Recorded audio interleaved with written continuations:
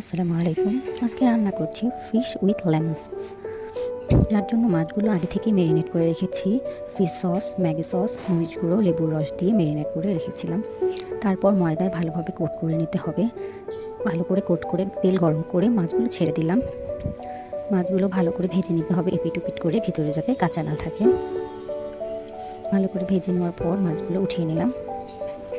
তারপর একটি বাটিতে 1 চামচ চিনি ও 1 চামচ চিকেন পাউডার, লেবুর রসের সাথে একটু পানি মিক্স করে ভালো করে মিশিয়ে নিতে হবে। এবার একটি কড়াইয়ে মাখন ও তেল গরম করে নিতে হবে।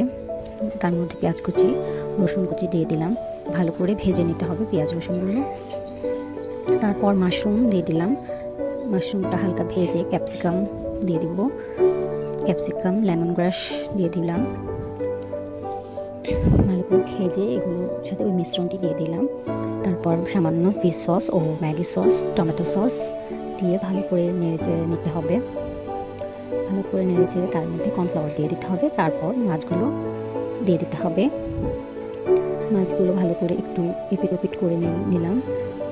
তৈরি হয়ে গেল লেমন উইথ ফিশ সস, যা পরিবেশন